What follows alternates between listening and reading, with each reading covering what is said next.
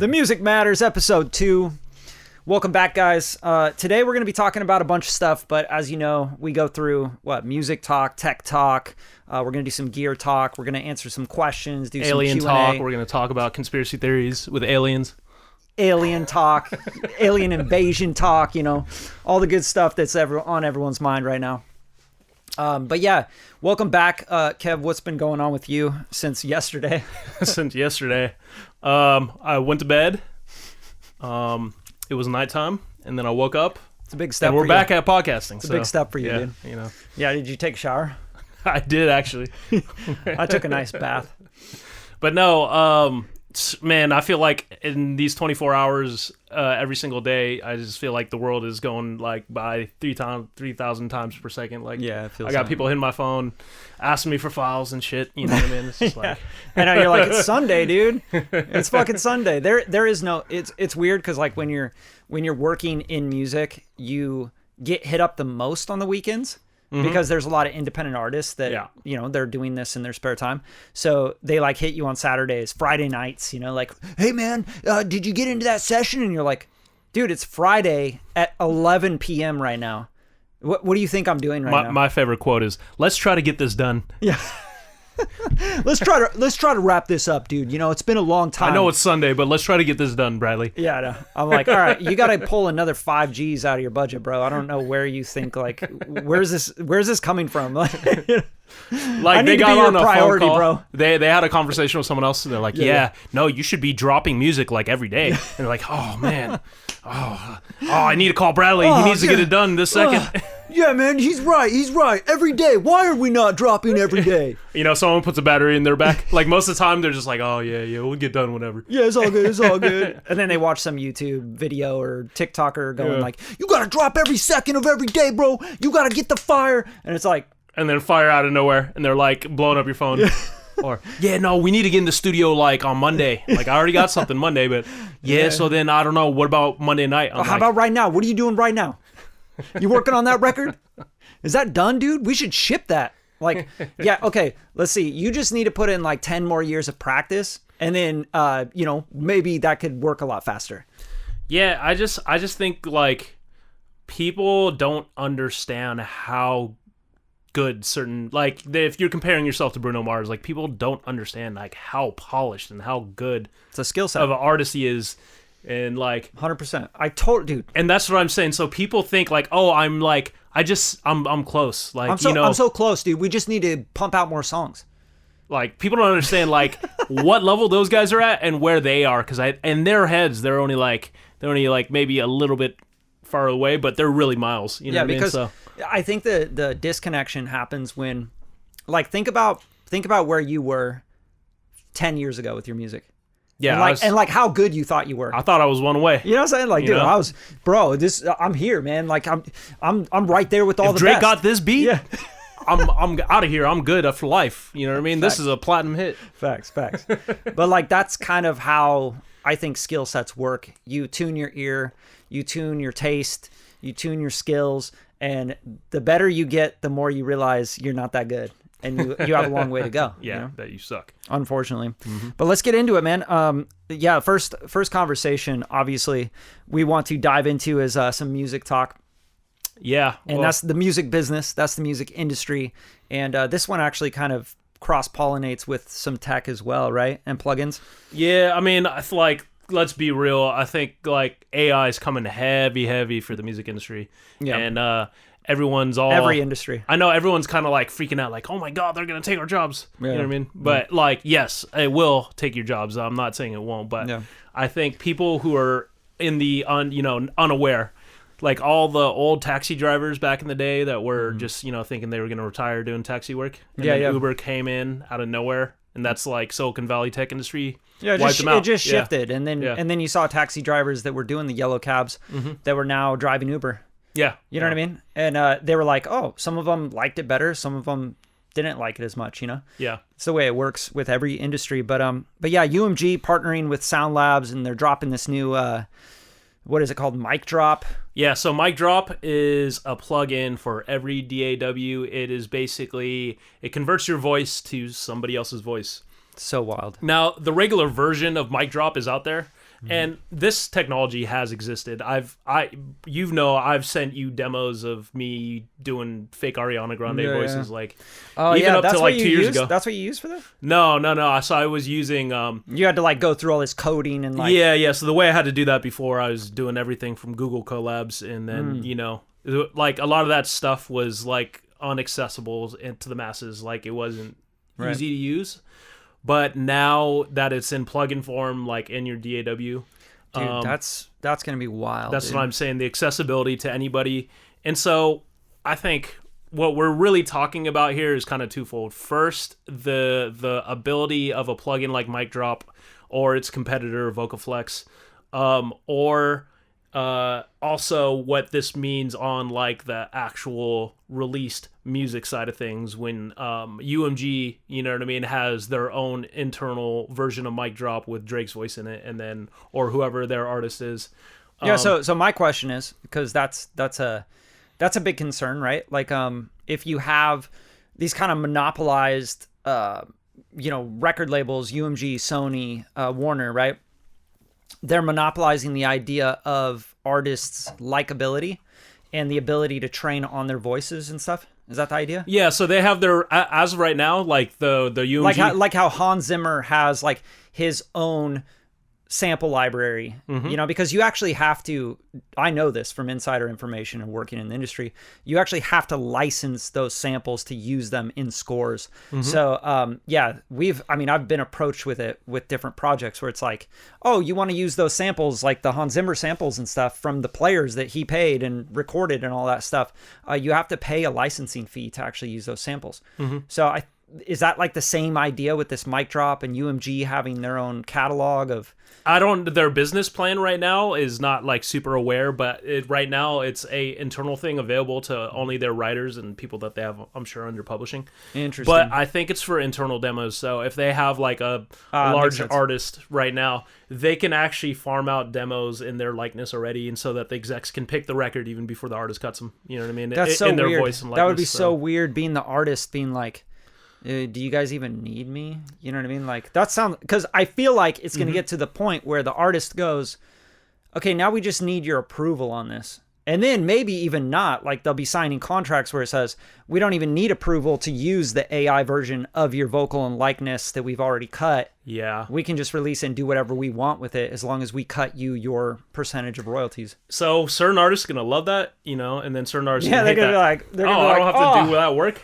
More royalties, more... We're studio rats, so we know, like, cutting a real vocal on a song, and I'm talking about, like, if you want something, like, commercially, like, something that competes, like, it takes hours to get the right vocal. It's even for yourself, even if you're just recording 100%, yourself. Because, like, even as you're recording, you're kind of, like, using the studio and the recording as the writing process as well, and then you got to do the vocal production, because you might cut a rough vocal, but for the most part, and this is where the big division happens with these indie artists that just got into it, and the people that are like, 10, 20 years in, they care about the vocal production and performance.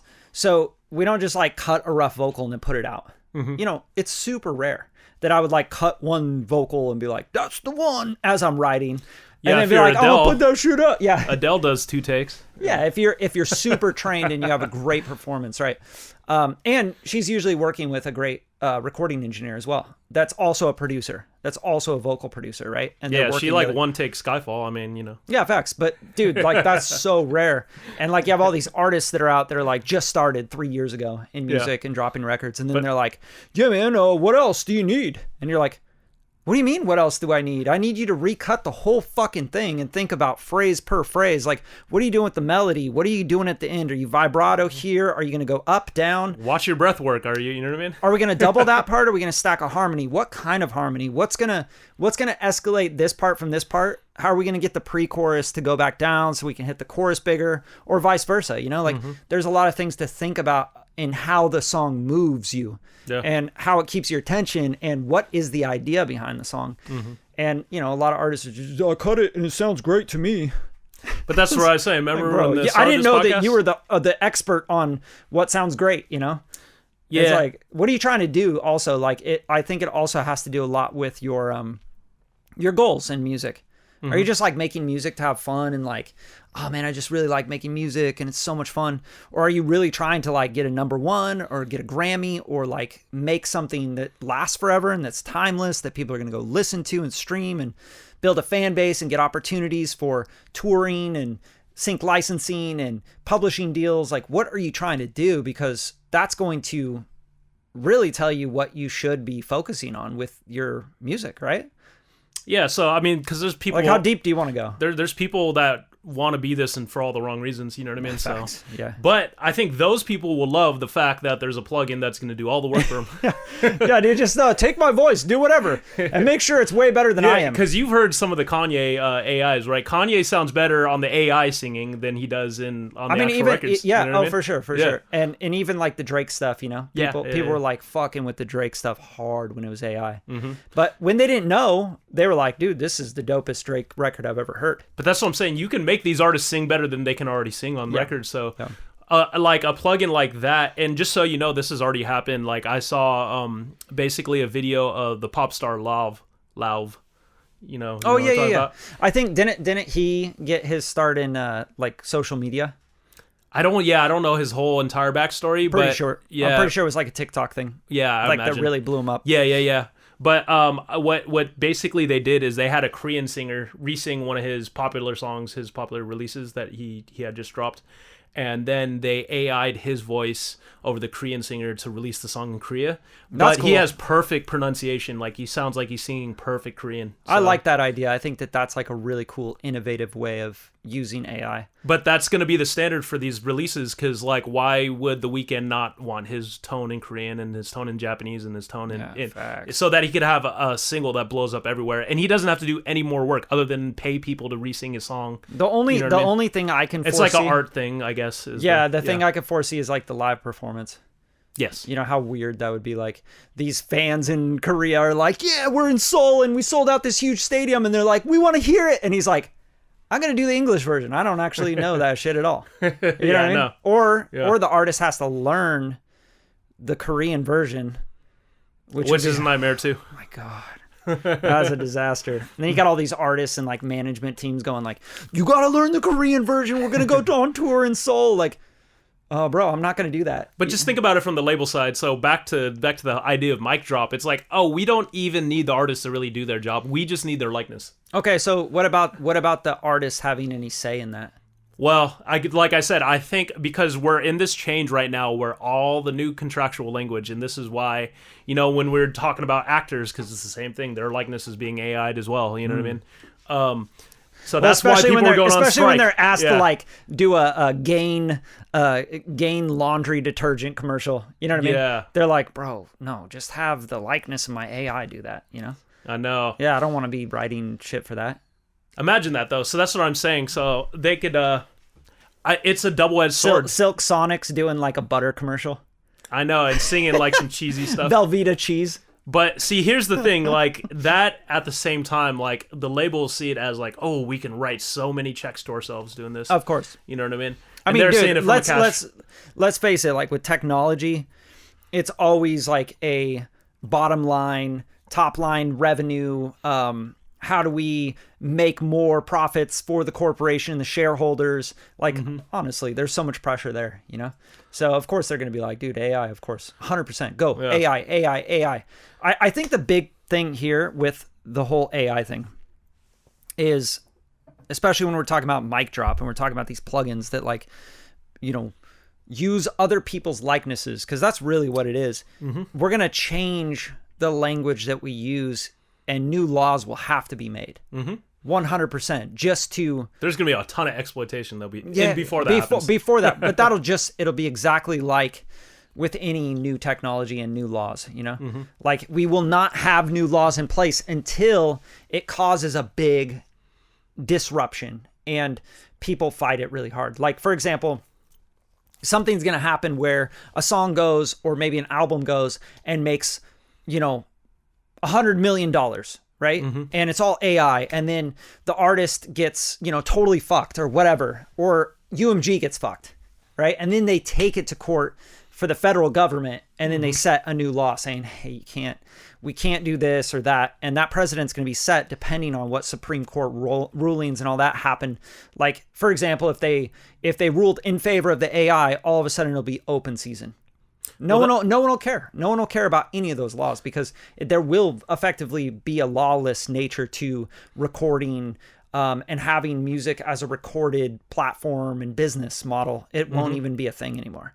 You know what I mean? So then the DSPs and everybody else can just go 100% AI, do whatever they want, feed, everybody AI music and reap all the profits, and the musicians and the artists and the writers will basically just get pennies on the dollar for their royalties, if that even happens. One thing I know about artists and creatives, they're like chill people, They're like, man, it's all good, bro. I'm just trying to make music. I just love making music. Right? So they're very like fly by the seat of your pants kind of people. So they probably won't fight it. And more than likely, the executives, the profit makers, the people that see the opportunity will jump on that harder than the musicians and the artists will. Well, so this kind of, we could go down kind of the well with thinking about all the possibilities on it. But remember, this kind of already happened to an extent last year, where Drake had a song put out by basically an artist named Ghost Rider using his likeness. Yeah, I remember. And it charted on the Billboard. Yeah. So, like, these kind of situations and scenarios already have happened.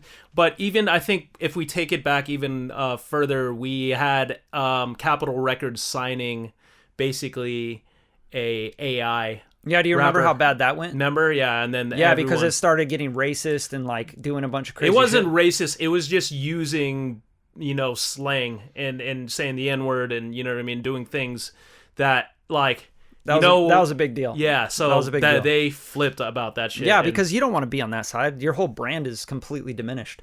You look like an idiot. But I think they will attempt again. So I think of course they will, as it gets more sophisticated. Because the laws will come in, and then there are going to be boundaries on using likeness, and then I think they'll realize, well, we'll just build our own artist out of nothingness, a digital artist basically that has no actual in real world presence. You know what I mean?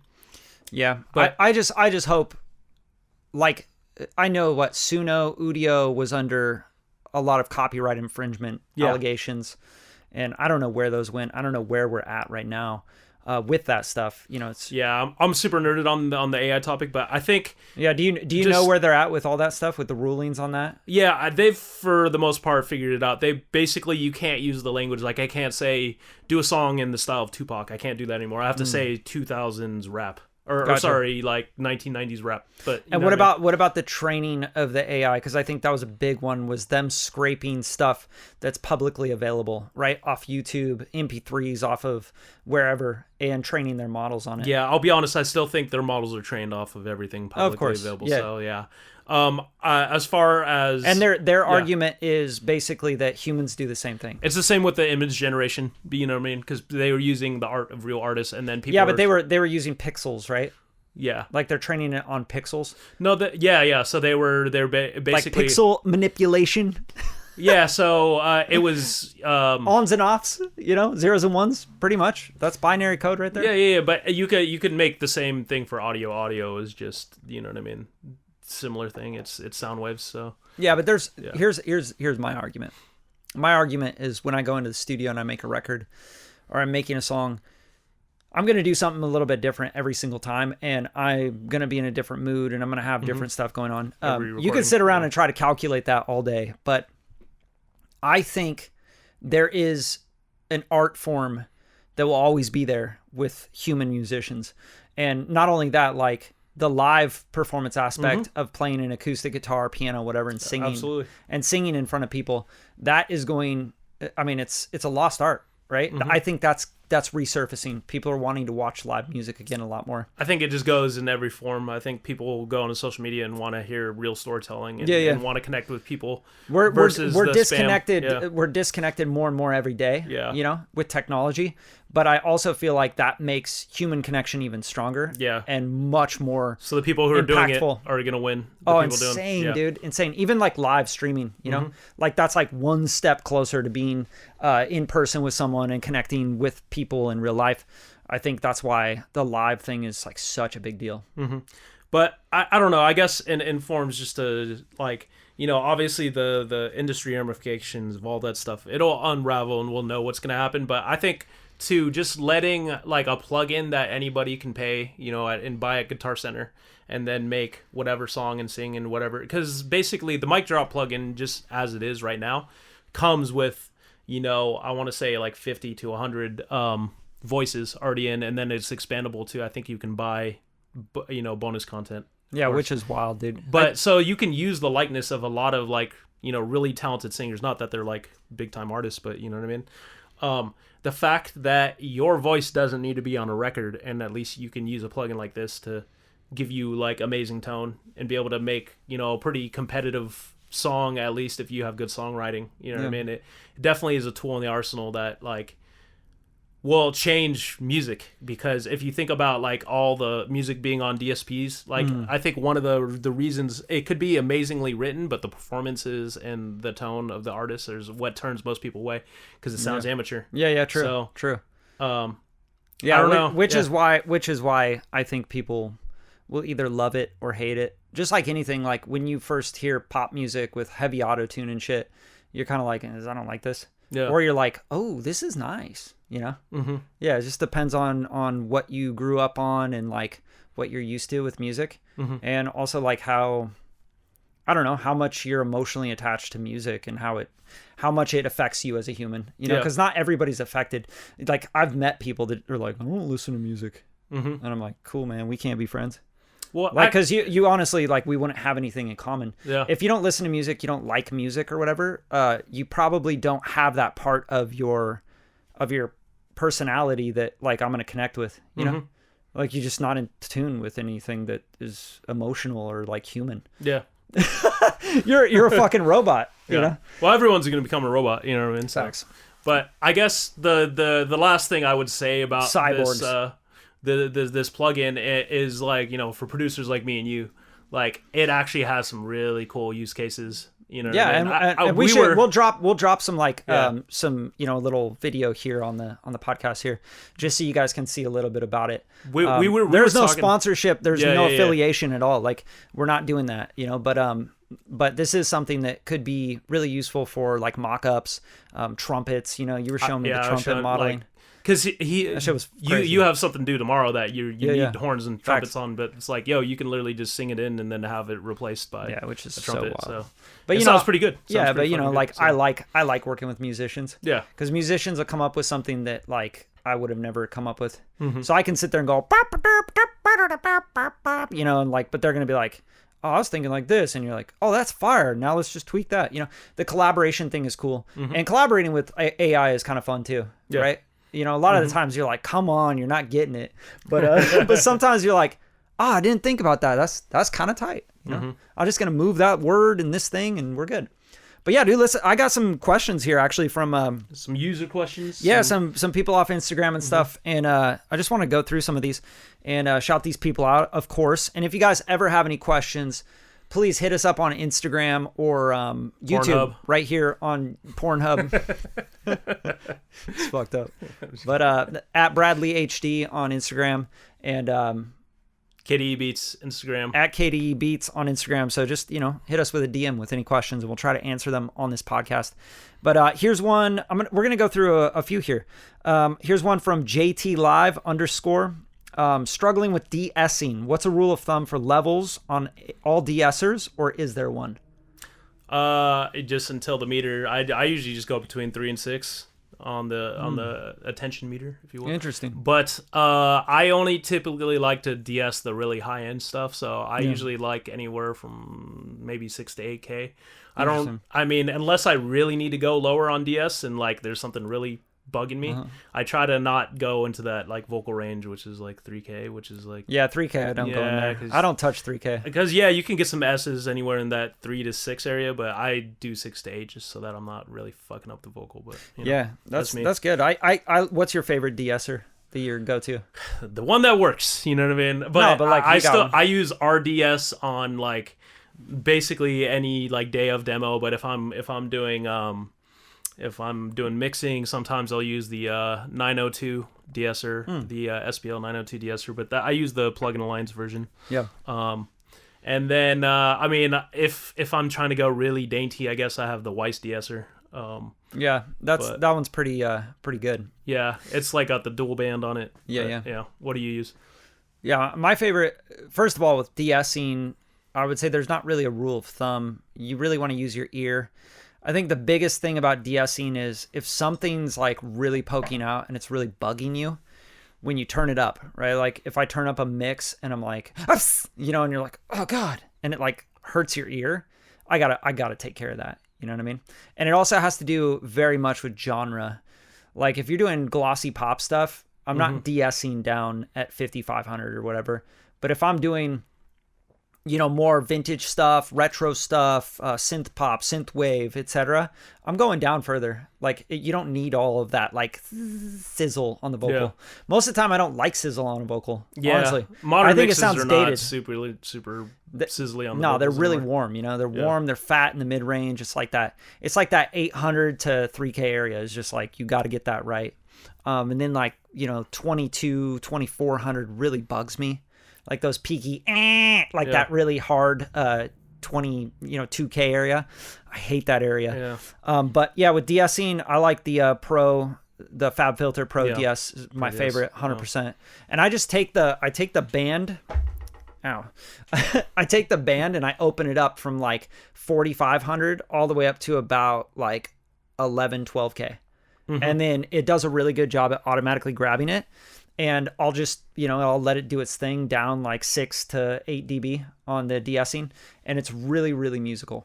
And sometimes I'll even use 2 of those if I have a real problem with the DS. I didn't know we were going to go into DS super hard, but I'll say if you want to get like a pro vocal mix, you're going to DS in stages. So like I'll DS. Exactly. My main DS, which goes like first on my strip, pretty much that, or maybe after some, you know, harmonic distortion. If I'm using like a mic like a TL103 that's like really plain, I'll do harmonic distortion, then I'll DS second. But I guess that's like the vocal mix bus will get a little bit of de-essing. But yeah, that's what I'm saying. I think even on the master bus, I'll de-ess. Well, even on my vocal chain, my very last plugin on my vocal chain is Soothe, and I have just basically the Jason Joshua DS preset Voice of God.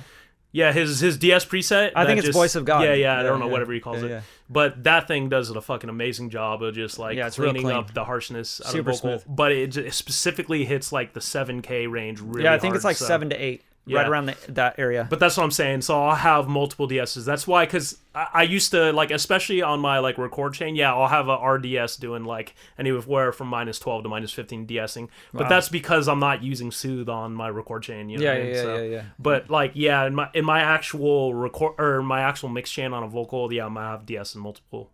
And, dude, it also, like, a big thing for me with DSing is the mic selection, right? Like, this mic, the TLM103, it has a shelf. It starts to shelve up right around really heavy, like 5K, like 5200 or something. Yeah. And for me personally, it'll hit 5500 perfectly with my sibilants when I'm in like the key of A or something, you know.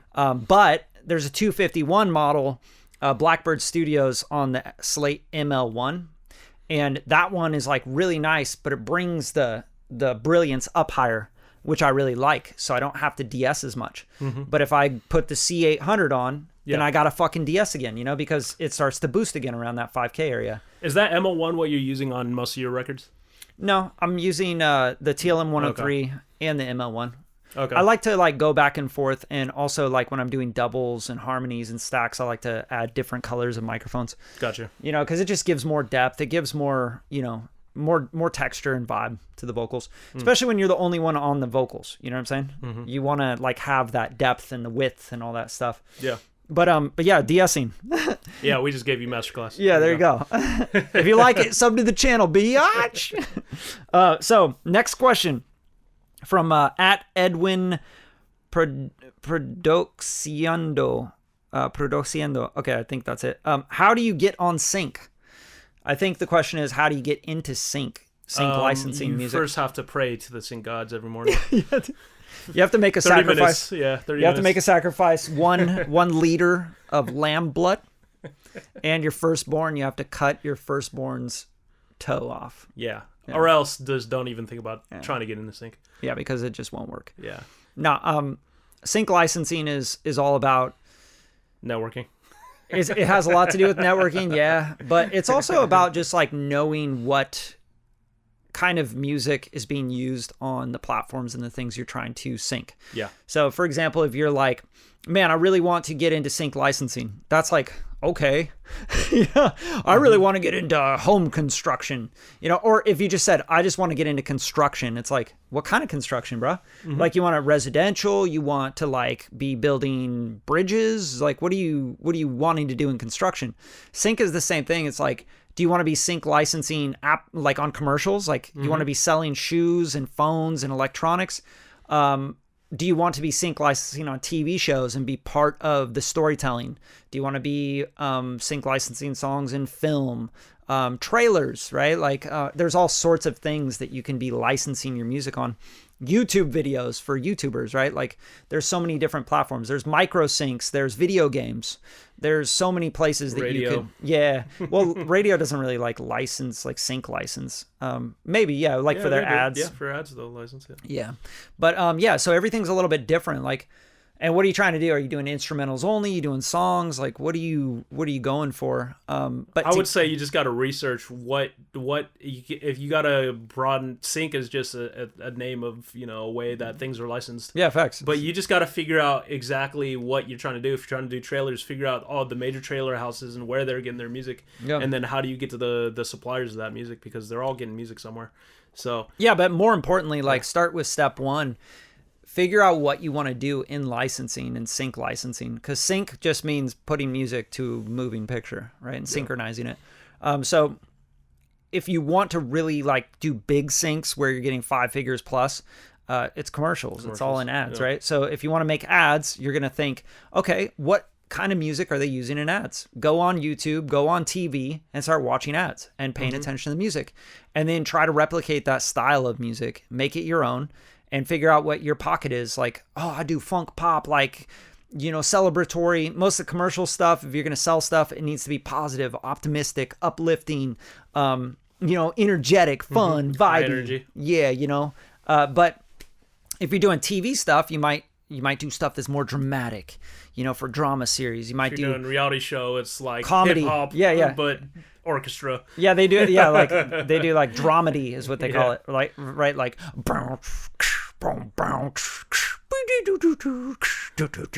yeah, Kim was being a bitch. You know what I mean? Like it's all so prescriptive, just like pop music. Yeah. You know what I mean? So, yeah, just learn that game. Learn like what kind of music they're looking for what you're wanting to do. I'll do research because, like I said, 100%. Everything is like a DM away, whether it's on LinkedIn or on Instagram, just depending on like what you're reaching out to. Because like if you're trying to go for like more of the suits and you're reaching out, LinkedIn is going to be your way. But if you're trying to like get to individual people like reps and agents and stuff like that, it's gonna probably be on Instagram. So yeah, but my point is you could reach out to those people all day long. If you don't have the music that fits what they're looking for, you're not even gonna get a response. You send them a link of 5 songs about your looped out BeatStars beats with you going like fuck a bitch, I don't give a shit. Like they're gonna be like, what the hell? Sync licensing? I'm thinking, what are you talking about? If you're starting from a 0 point, don't just like go hit them up and like, yo, check my shit out. Not at all. I would like even look like, yo, do you guys have an internship, or you know what I mean? Like get your way in somehow. You know what I mean? I wouldn't think about internship. I would think about like how. Or if you're, it just depends because everyone's on a different scale. That's what I'm saying. So you got to figure out what your goal is. Where you're at, where are you at, and we're like, because you have to think about the the value arbitrage there. It's like, yeah, amen. If you might like, just be wanting to submit to libraries that take blanket licenses and send them out for Viacom shows and put beats everywhere. If you're already like a poppin' artist that already has like a developed sound and everything, then you just got to figure out where your music already fits, and then obviously. And most of the time, those people will reach out to you if you're in that place. Yeah. So they'll hit you up and they'll be like, hey, we got this song from Spotify. We want to license it for our show. We got a $5,000 budget up front. And you know what I mean? It'll be very like, I hear that from tons of artists I know. That's how they get hit up, So they don't go chasing it. You just put out great music. This one right here got a sync in Netflix, And lots of syncs on that one. Yeah, there's been lots of that's what was it? Basically the Lemonade track with Vince Staples' Ty Dolla $ign. Vince syncs all the time, but like I remember I signed a contract like literally December of 2023, and then I forgot about it. And then Brad randomly came to my studio one day. He's like, "Yeah, congrats on the sync." I was like, "What are you talking about?" Anime. Yeah, and then he was like, "Oh yeah, I saw on Pulse's page that the Vince track is on this Netflix thing." I was like, "Oh, word! They didn't tell me. I didn't get paid." You know what I mean? So now we're trying to figure out Yeah. So where's my check? That's kind of how it works too. Yeah. It really does. There's different sites you can go onto, like music tracking kind of sites where you can find libraries. Where you can find out if your music was used. You basically like upload all your music. But if you're not pitching your music out and stuff, like I would not worry about that at all. Yeah. Like you guys are pitching your music out. If you're on like a Vince Staples sort of thing with Ty Dolla $ign, like of course they're gonna be pitching that out. You know? But that's like the label. The label wants every monetization possible, and it's usually the publishing side that does that. Mm-hmm. They're like, oh, we're going to run the publishing. We're just going to go try to put this everywhere. But you know what's funny? So, I guess to be more helpful, and I know we could talk about this infinitely because, especially you, Brad, you've made your complete living off sync. Yeah, it's really hard to just like answer that question. I think the last thing How do you get into sync? Oh, I don't know. Take 15 years. Develop your musical style like straight up, and understand what people want. Oh, work with one of the top composers in the world for 5 years. Work on a shit ton of TV shows, movies, video games, trailers, commercials. Do $4 million plus in licensing, and then be like, yeah, dude, how do you get into sync? Dude, you got to call this guy. And then you send him an email. Well, that's why we said initially you gotta, sacrifice yourself to the sync gods. You gotta sync, yeah. You gotta cut off your left toe, your left pinky toe. But I guess the last thing I was gonna say is it usually just comes down to networking, and in my opinion. So yeah, that's my best thing. Absolutely, network your fucking ass off is how you do it. And now let's move on because I'm done talking about that. But if you guys do want more information on sync licensing and you want to like really get into it, I do have an artist development program, and I know you work with artists as well. Mm-hmm. So you guys can reach out anytime. Ask us about that and see if you qualify or you can apply or whatever. But let's talk about the Tesla. Let's talk some tech talk. Let's talk about this Tesla robot. Yeah, this is the AI day. This is because Brad was talking about AI yesterday. You know what I mean? And I could tell he wanted to get in the topic, but I knew this episode was coming. It's hard not to want to get into something that's like so on everybody's mind. Yeah, it's on everyone's mind. Mm-hmm. Like, am I going to lose my job next year? Yeah. You know what I mean? Like, you're like, what's going to happen? The truth is, by the end of this century, 80% of us, or 80% of the job market would be fulfilled with AI. And it'll be changing. And so what I'm talking about when I say that is the Tesla Optimus robot, which is exactly what you think it is. It's the humanoid robot AI that can walk your dog and fold your clothes. And we've seen the tech demos, of this thing folding clothes. Not just take your music career and your art from you. But literally think about how many jobs exist in the job market that are literally come down to folding clothes. You know what I mean? Facts. Or what it was doing in the video, which is serving beer to people at the demo. Like, how many jobs are just serving beer to people and talking to them? Because people are having conversations with the robot. Like, So my question there is like what's gonna stop these robots from being like in a bar, and they're like serving people. Yeah. And then like someone comes in and they're like wasted and they're like, fuck a robot, and they start destroying the robot. Oh, I mean, that happens already. It's gonna like so here's my question, right? Mm-hmm. You have this thing, like this big conflict between like technology overstepping the bounds of what it is to be a human, right? Mm-hmm. And the majority of people, I think, up front are going to be very unaccepting of that. Yeah. So for example, like you might have the very like elite, maybe 2% of people going like, hell yeah, dude, Tesla robots, Mm-hmm. like get 3 of them, honey. Like they're only $30,000. Right. Like, fuck it. You know what I'm saying? Like have them clean the pool and do all this shit, right? And then like sweep the front yard. Yeah, and that's fine. Like whatever, they free up a little time or whatever, or maybe they don't. They just save like some money over time. They think of it as an investment. We don't have to have a pool guy now, right? But then they realize like, oh shit, we have to maintain this robot. We have to get updates. We have to do all this stuff. We have to pay for insurance on the robot. Like straight up. And then they're like, well, we're pretty much breaking even. And now I kind of miss my pool guy and I miss my maid and like the human connection. Like, this is sad. Like, I'm kind of lonely now. And then they're going to like, oh, well, we got a companion robot, or we updated the Tesla robot. Did I send you the companion robot? You get what I'm saying though? Like, there's a TikTok. Oh yeah. You sent me that. Yeah. Yeah. So but like, what's already here? Yeah. But like, like that's like, I'm sorry, but like people already don't accept like we're gonna wear these headsets on us and we're gonna fucking walk around with these headsets going, oh, like people are like that's the dumbest shit ever, and not just like kerplunk, dude. Like, so I think there's a big disconnect with the CEOs and the creators and the people that are jerking off to the tech gods, because like they want that to happen, like Zuckerberg's so excited about it and Elon's going, this is so cool that I can make this thing, and it's like, yeah, but like people are people, like we're humans, right? So the bar gets crazy, gets drunk, the robot gets destroyed. Okay, now nobody's serving alcohol to people that are wasted. Like, then what happens? Oh, cops get called. Then you have all these other resources come into play. What I was gonna Were you gonna have like a bodyguard at the door that's a Tesla robot? No, I actually think law enforcement will be robots at a certain point. Yeah, but then then you have a real big conflict. But what I was gonna say is people are not going to accept that as businesses don't care about anything other than the bottom line, and robots are a lot more.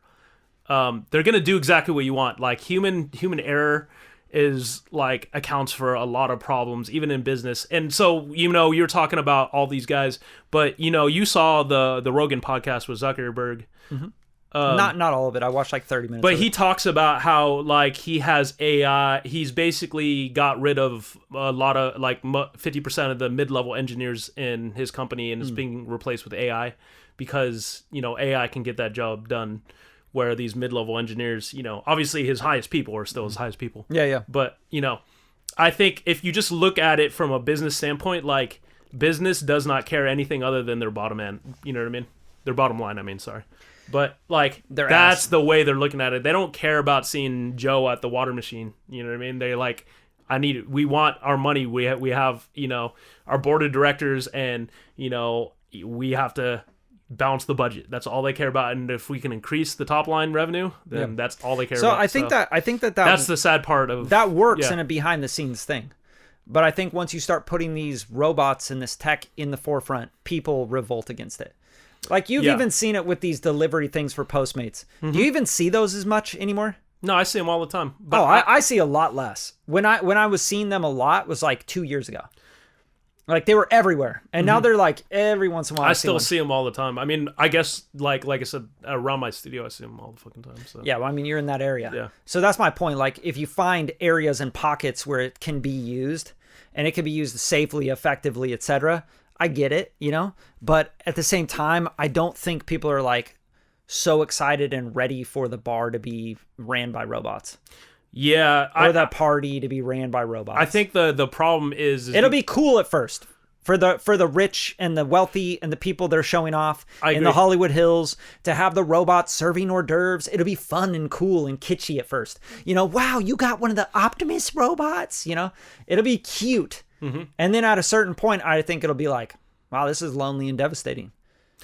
Yeah. I just think people have like, we're still human. We still have souls, regardless of like the bottom line stuff. Like, sure. Okay. People are going to be using that in the behind the scenes, Amazon factory, like we're going to have those guys doing that. I think McDonald's is going to be a fully automated, business. Yeah. And McDonald's just keeps going down. You think that because their highest expense literally is employees. It's not anything else. It's not the land. It's the employees that cost them the most. The amount of employees they have to staff. McDonald's. Well, it's because they have to pay, even in California it costs, what I mean? The fast food workers are like, they're paid even higher than around the state. Not saying it's good or bad, but I'm just saying like, no, it's not even a livable wage. Yeah, I know. But that's what I'm saying. Like if they can undercut it with automation, you know what I mean? From the chefs to the I've seen coffee, to the drive-thru espresso places doing it and shit. Yeah, I just think that, like I said, but I maybe in like, yes, of course, like I think a true like a high-end restaurant, you're not gonna want to talk to a robot. You know what I mean? No, and not only that, there comes a certain time, and I get it. All restaurants, their number one, like, most expensive thing is labor. Yeah. Right? So, oh yeah, we're going to cut all the costs. We're going to cut all the costs. Okay, so everything's going to become McDonald's? No, I'm just saying. You know what I'm saying? Like, I think everything's the majority going to go things, down in quality. Like Applebee's automated, McDonald's automated, yeah. Chipotle's automated. So it's like, you know it's like the whole effect of like, you have to go down before you come back up sort of thing, right? But then again, dude, like, I don't see that future like everybody else does. Oh, well, you're just going to automate it. We're just going to have robots running everything. Like, people can only consume so much. For example, like a restaurant that's not busy doesn't need to automate robots. Like, they're going to go out of business either way. So, okay, now you're going to take this risk of, now I'm going to put robots and not hire people and be on that side of history. Now, like what? Now you're going to have a bunch of people just go, I'm not going to eat from there. I'm not going to order from there or get anything from there because they utilize AI and robots. But think about it like this. So there's two sides to everything. I get it. But like, yeah, I get why the bottom feeders, the McDonald's of the world. Even the mom and pop shops might have the robots because their biggest expense. Imagine you're an independent restaurant that is like, you know what I mean, trying to figure it out. And yeah, it's hard to pay one more person to come for an extra shift, but you could potentially, because right now, yes, $30,000 to buy an Optimus robot, but imagine there being a lease to own or a rental service where you can get one of those in for cheap, you know what I mean?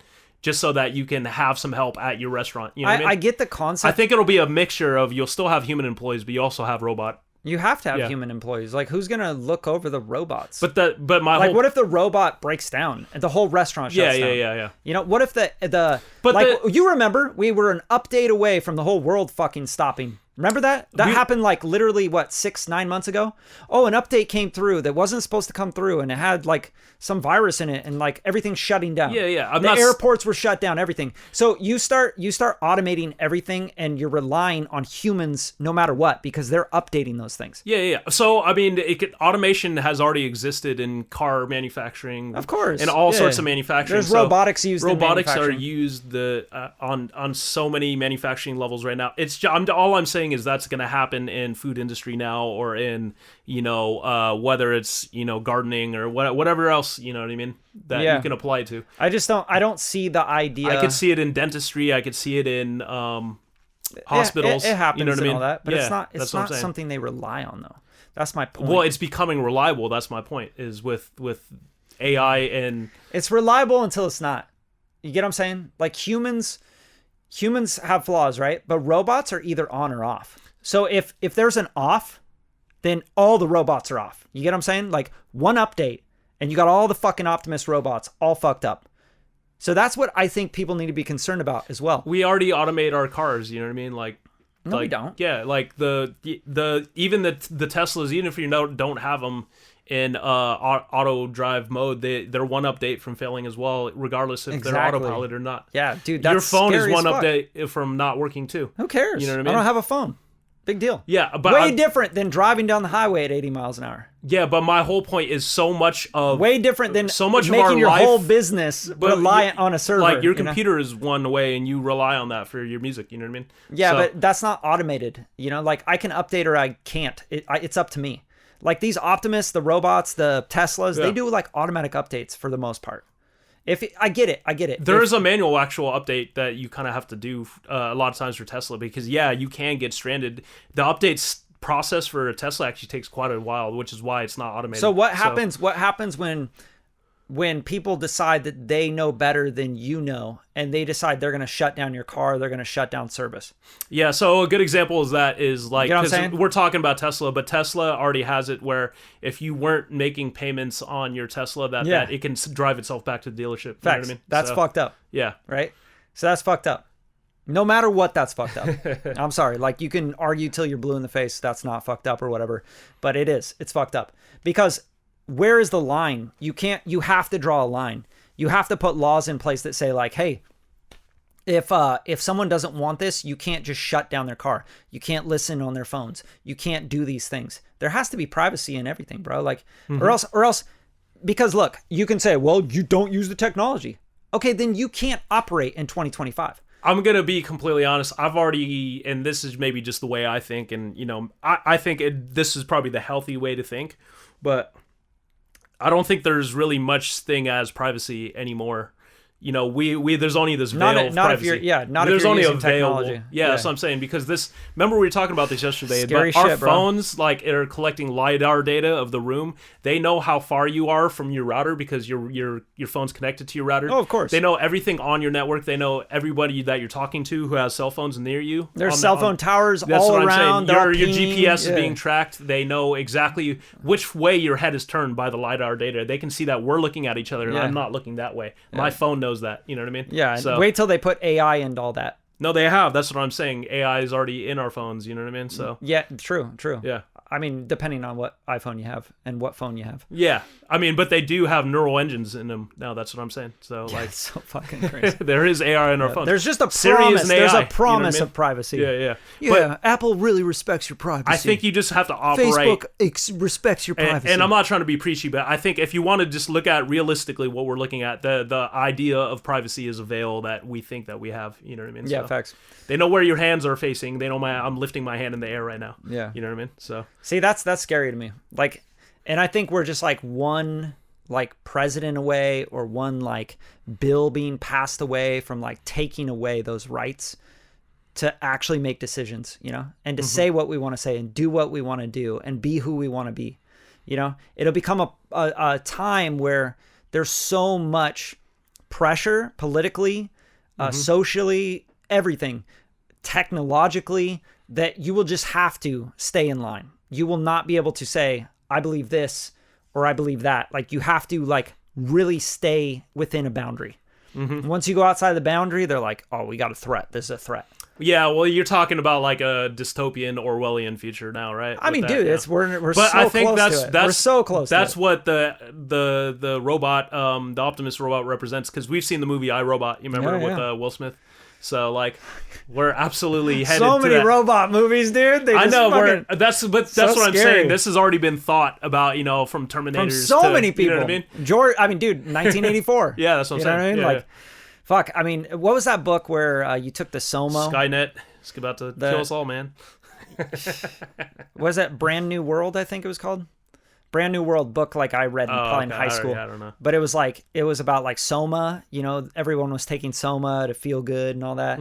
Like, yeah, read that book. That shit's fucking crazy. It's definitely very like, whoa, who would have thought that we would be here right now? Yeah. Like, I'm 41 and we're here. We're at this point where cars are driving themselves. And we're trusting robots to like, get in this car and it'll drive you. Like, what the fuck, dude? I think the real craziness happens after we die. We actually made it in a good age to where, like, yeah, we're gonna see the decline, but it's the real decline happens once we pass. Oh yeah, 100 years from now. The whole world is totally different. Yeah, because you're looking at like, if humans are around. Because basically we're looking at like, I could go down the well of what all the possibilities are, but we're looking at like computers that can think faster than humans. The quantum computer stuff, quantum you computing, saw that? Yeah, exactly. See, the minute they can actually like put that into play, it's over. Like quantum computing beats SSL encryption, so they can a quantum computer can get into your PayPal, can get into your it can Cash be App, all be all encryptions. Yeah. SSL 3, which is our third in level. In seconds, bro. Yeah, like I think milliseconds. And so there's like, if you think of it from a governmental standpoint, but my whole point is that like the way computing is going and the way AI is going, it's definitely headed towards that path. So, you know what I mean? But Optimus robot, that's like step one. Cause I think right now it's kind of shitty, but you can see the potential. The first but people iPhone, think it's cool and it's cute. The first iPhone it was aight. You know what I mean? It wasn't bad. You're like, damn. Dude, that was like the downfall of everything, I think. Like the minute we had touch screen porno, like full screen, like kids can get on the internet and check out porn for free. Like, that was the downfall of like society, bro. There were smartphones before the like iPhone. People are so stupid now. Like, you ever talk to kids right now? They have no social skills. They won't look at you when they're talking to you. But think about when they'll be like looking at someone else, like answering questions and like, looking down, and like they just don't even have social skills. When they released that first iPhone, their sales pitch was like, it's like an iPod Touch and a phone put together. Nobody really thought about it would be what it is today, where you have people addicted to TikTok and they have bubblefish. Dude, think about goldfish. Freaking. Think about in 10 years. In 10 years, I think everyone's gonna realize like, this shit is just as bad as like what we thought was cigarettes. You know what I mean? Yeah. Because we had that whole thing where everyone was smoking cigarettes. Mm-hmm. Yeah, it was fine. Yeah. It was like when I was 18, they were like, getting it was kids like, on cigarettes it was cool. at like 6. It was cool. Yeah. And now it's they had like kids ads for cigarettes. Not that it changed much. They just like changed it into it. Now it's like vapes. You know? It's like, this is terrible. Vapes this is fine. Yeah. No, it's just as bad as cigarettes. Probably worse. But yeah, it's all fucked up, man. Like they'll always find a way. You got to remember, like the smartest minds are in marketing and figuring out how to get people addicted to stuff and sell products. And yeah, it's just scary. Like that's super scary. Think about like, but that one of the smartest people in the world is Elon Musk. His IQ is off the charts, and he's the guy pushing robots now. Like, dude, cool. You like Elon Musk? You don't? I don't care. But like, one of the smartest humans in the world is in charge of spaceships to take rockets to take things to different places, satellite internet, automated cars from anywhere in the world, and systems that you could get like in the middle of the desert, in the middle of nowhere, in the Antarctic, you can get perfect broadband internet. New robots, cars that self-drive. Like, yeah, we're living in a fucking weird time. Like, how do we not? How does everyone just go, go for it. You're smart. What is it? Department of Governmental... and he's on, Doge? like, now he's part of the political system. Like, he's part of the government. Yeah. Like, we're in a really interesting time, bro. Like, no one should have that much power, in my opinion. And he's worth... He's $400 billion. Over $400 billion. That's insane. Yeah, that's so crazy. But I think that's an evaluation of his companies, and of course, it's all in that's your net stock worth. And stuff. You know what I mean? Yeah, that's your net worth. Yeah, it doesn't matter. And dude, like, I don't know, that's just scary shit. But let's move on before I like lose my mind and start worrying and having nightmares and can't sleep. You know, because like I'll just be thinking about this instead of like getting Dogecoin, Elon Musk, poo poo coin. Tesla, penis coin. I gotta invest in penis coin. It's going off the charts right now. I just sold my Dogecoin because it went back up because of the department of Trump named the department Doge. Shut the fuck up. So the coin went back up, and I had like when Doge was a huge thing like in 2020, dude. I bought some and then I never sold it on time, but now I just sold it. So yeah, you're like finally. Yeah, I never got into any of that shit. Thank God. There's the crypto and stuff. There's like people obsessed with it. They live around it. I'm like, dude, I can't do that. My time is like, and my energy and my focus, like, I can't be focusing on the markets of Bitcoin. Like, I'm sorry. Yeah. You know, I'm not about to start a YouTube channel on Bitcoin. But let's get into our last topic, which is gear talk. And this is really about NAMM 2025. NAMM. Back in NAMM. Back in NAMM. Blew off my arm. 2025 edition. I had to kill a man with my teeth. The Vietnam Convention 2025. Killed a man, bit his ear off. I ate a little kid. Brad's still getting over the last couple NAMMs that he had to go to. NAMM is an interesting one, right? Like, because like for me, I always hate it. Like, I always hate going to this big convention place and like you're walking forever and you're like, this is exhausting. Driving down to Anaheim, going and parking, a mile away from the place you're supposed to be, and then getting in a shuttle with a bunch of, dudes with ponytails and like, I used to do rock guitar gear swapping for Leonard Skinner, and you're like, fucking cool, man. But there's like a really positive side to NAMM that I really love, and I think that's just like connecting with everybody in real life. Well, just connecting with people in real life that I've been connected with in the digital realm. Like you're like DMing people and you're like watching their content and you're like seeing them and they're seeing you, and then you finally like meet them in real life and you're like, oh, this is way better.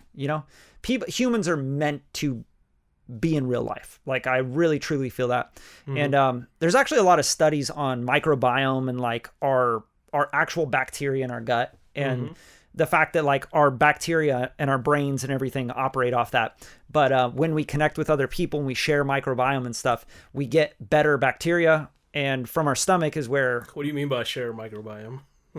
There's like bacteria. Like, you're pretty much made of bacteria. Like, no, I'm just saying. No, you can do that by shaking hands, by literally hugging someone, by like anything. Yeah, you know what I'm saying? Eating, they're after them, like, people are making your food. You know what I'm saying? So like when you're connecting with human beings, you're sharing microbiome. And that's where like 70% of the serotonin is made in your body. It's in your gut. So how happy are you, right? Like that's serotonin. Dopamine, right? All this stuff that is connected to your microbiome. So like connecting with people and being around people and other musicians and artists and engineers is such a positive connection and interesting thing that I think everybody needs. And a lot of people don't do it because it's like, oh, such a hassle, bro. And then you got to pay for a pass. But like, sounds like me. Yeah. Yeah. But you know, like don't what I would say is like, don't be lazy, because you can go out there and you can connect with people that are like amazing, bro. Like, and you build relationships with people that I think, not only is like, I don't think about it really like in a business perspective. I think of it more as like connecting, you know, and like this connection thing that happens where you have a bunch of minds thinking about the same thing. Like, oh, what's the new plugin? How are we going to do this? What are we going to do with AI? You know, how are we going to, you know, and like, what's music going to be like in a year or two? What's the industry going to do? What are we shifting to? What kind of content is everyone making? Is it good? Is it bad? What are the new plugins? What are the new hardware? You know, also live shows there. The events are so fun, man. Like having a beer and a drink with someone that you've been like following online, they've been following you, you've been talking, DMing, etc., even voice memos, and then you get to meet them in real life and you go party with them, and then you go to a studio like that's, you know, 5 miles away from the convention center, and you're like at the dopest party you've ever been to, because it's just a bunch of people that think like you, and they're all having fun and they're letting loose because they all love music. And the backyard is a stage, and the inside is for the community aspects. It's fucking awesome, man. Like I think that part is the best, and then connecting with the vendors and the people that I get to work with, that I just always just. Let's do some shout outs. What are the main vendors that you really fuck with? Yeah, I mean, dude, I love the guys over at Safari, Safari Pedals. They make really great stuff. Those guys are awesome. Guys at Mixwave, amazing. Autotune has always been such great people to work with. You know, there's like a lot of really cool people in all these different companies. Yeah. And when you work with them directly through email and everything and DMs, and I got to shout out like Waves for sure. My guy Dan over there, Dan C, you know, he's the man. He's like, I think he's from the UK, but super awesome dude. He was making content and music and stuff before he started like doing the, you know, heading their brand and everything, and doing the marketing and the, you know, social media stuff. And he's just a good dude. Like all these people trust, you know, you to make your thing and do your thing. And they just make good stuff. Yeah. I think like in music, I think people forget, because we're talking about brands like Autotune or Waves and stuff. Really, these are smaller companies. These aren't like huge corporations. No, like and everyone thinks that. You know they think that. Like Safari Pedals is so tiny, bro. That's what I'm saying. These are a collection of people. Like you call a company. These might be anywhere from 3 to 10 people. Yeah, you know these are people that are literally like, dude, I've been on Zoom calls with them, and they're in a war zone. They're literally in a war zone in their apartments, and they're the kindest, sweetest people. And you're on the Zoom with them, and the accountant for Waves, you know what I mean? Yeah. Just some mom with their kids running around the house in the apartment. You know what I'm saying? It's like, whoa. It brings things into perspective. You know what I'm saying? But like that is amazing. And these are all people that love music. Yeah, these are all like mom and pop operations for dude. For the most part. Yeah, dude. The Safari guys, like NAMM over there, like he's awesome, and he's got his little studio. Like he makes a lot of plugins modeled after the gear that he has in his studio. You know, it's like, I had this tape machine and I wanted to make this plugin like based on this tape machine. Fucking cool, right? So those guys are amazing. Like I just always love working with them, and I love their plugins. Their plugins just sound good, you know. One of my favorites is their tape plugin. Their tape, you know, it's just awesome. But anyway, those guys, Waves, you know, Slate Digital, those guys are always making great shit and always fun to work with. UAD, you know, Universal Audio, it's just always good people. You wouldn't realize how small that company is either. Oh, they're just up north or Northern California. Yeah. I know where they're from. Scotts Valley. Yeah. And they're fucking rad, dude. Like you talk to them, it's like old school. You know what I'm saying? Like you send your invoice, and I'm like, send my invoice. Like, you know what I mean? Like, yeah, I didn't get your invoice. And I'm like, oh, I sent it through QuickBooks. You know what I mean? Like in the email, like, oh, can you send me a PDF and like fill out this form and stuff for, you know, it's just like super mom and pop kind of thing. And that's why like I have a lot of love for the community and music and audio, because a lot of these people do it because they love it. The profits are like out of the oh, we're making crazy profits, you know? Like, but people have this misconception. The level of knowledge that it takes to make, even from plugins to even some of the gear, the analog gear, you know how much hardware design and goes into all that, like designing those circuits and stuff like that. And, oh, dude, it's insane. You know, they're breadboarding it, and then they're you know, doing revision after revision to get to a final product that is not gonna sell like hotcakes. You know exactly. What I mean? It's like, these are small, a delay plugin, you know, a compressor, like. Man, we hope we can make our money back on this. You know, like straight up. They're not like, oh yeah, this is the get rich way. They're not selling some freaking. It's tough, man. That's a tough industry to be in. Like, think about like, oh, you're making beats or you're a producer or whatever. Like, think about making plugins or even pedals or hardware. You know what I mean? Like the cost to even create something, and then you still have to sell it. That's quality. So, like quality something. Yeah. Like you're gonna make an Apollo. You know how much technology goes into that shit. Mm-hmm.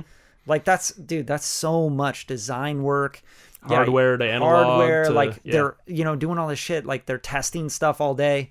It's a lot of work, and these companies, it's not like the audio engineering community is so massive, like it's like billions of people.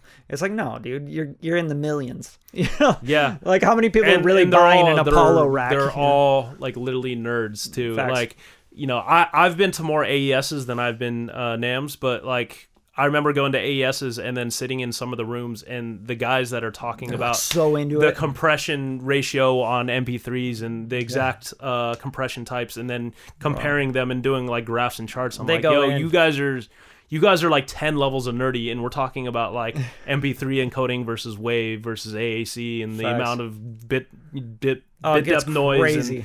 I went into a panel at AES once, and it was on car audio. Yeah, and they're like talking about how the door speakers and that, and like the acoustics, and how it has to, you got these two sides, but then you're out to the left because you're in the driver's position, so they have to do the delay math for like the delay that you're sitting there. Yeah, I'm like, dude, this is insane. Mm-hmm. This is crazy. Like they were going off. I don't know. But these guys all like love cross-eyed it, in the fucking thing. Like I said, I don't know what the fuck. You got to respect people that like, because they care so very damn much about this stuff. And that's their life, bro. Like you think about these guys, they're making guitars, right? That's like, oh, my lifetime goal is to make this guitar that's going to be amazingly beautiful and people are going to have for a lifetime, or make this microphone. That people are going to treasure and they're going to cut records with and like make art with. Like, dude, that is a heavy thing. Yeah. Like Ryan Schwab. Like when he came to Hollywood, we went out to dinner and stuff, and I took him to like, it's kind of fun actually. We went to like this like live karaoke spot in Hollywood, and it was so much fun, dude. And I drank way too much tequila. Shouts to Ryan. But like he's telling me about like making Gold Clip and making these plugins. You know what I mean? And it's like, dude, what? Like he'll just go in on it. Well, it's not necessarily a limiter. It's a high-end limiter that transforms, then transfers the blah, blah, blah to the... I'm like, dude, you lost me, man. It doesn't sound good. You know what I'm saying? It gets really, really intense. And then he'll tell you about like the licensing and like how he has to work with the developers and, and like how all that works. It's like, oh my God, dude. How do you do that? I mean, these people, they not only love the record process because they wouldn't do it, and they just love music to start.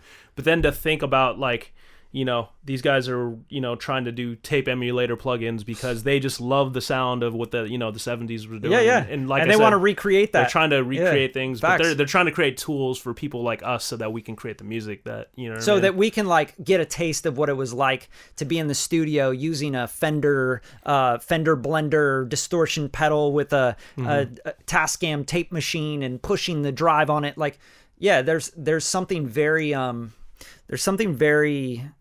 like appealing. I don't know. It's almost like they're craftsmen. That's what I would like to. For sure. I think most people in audio that are doing it, they put their heart and their soul in it because they love it, and I think it's definitely like a personal pursuit. It's not like a selfish pursuit where I'm like let me go try to become a billionaire just so I can become super rich and buy I'm just gonna go sell 1 billion plugins. Like that's not why you get into plugins. That's not why these guys are doing it. It's the same thing with music, right? Like you don't get into music because you want to be a billionaire. Like You're like, man, I fucking go love into doing finance, this. be a crypto bro. You know what I mean? There's a million ways to the top. You know what I mean? God, dude, go short some stocks. Yeah, do something. But yeah, definitely. If you guys are out in NAMM, like hit me up, DM me, DM Kev. Like, you gonna be there? What dates? You should go. It's like end of January. So I think the 21st. You got me on some tickets? No, dude, they had to give away badges by the 8th. So it's the 12th now. Oh shit. Yeah, maybe. You should definitely. You should come down. We'll do like a meetup. I'm gonna figure it out. Yeah, come to some of the parties with me. You know. Yeah. Like it'll be fun. But it's always a good time, dude. Mm-hmm. Like once you get down there, because like the hard part is like, oh, I gotta get up and do this, you know. But then once you get down there and you're like, you get the energy and the night time starts hitting, you know, and everyone's out there and you start bumping into everybody. You bump into artists you've worked with before, producers, engineers, and you're like, oh shit, oh, what are you doing here? You know what I'm saying? And then there's music and it's just fun, man. It's going to be a good year down there, I think, too, as long as these fires are not fucking with us. But that's what we got for you on this episode of The Music Matters podcast. Hope you guys really enjoyed it. If you did, subscribe to the channel, drop some love in the comments, and also hit us with questions, right? On YouTube, on Instagram, whatever. You can find Kevin at KDE Beats on Instagram. I'm at Bradley HD everywhere. And this OnlyFans.com. OnlyFans.com. And I will show nipple for just $5. All right. See you guys next time.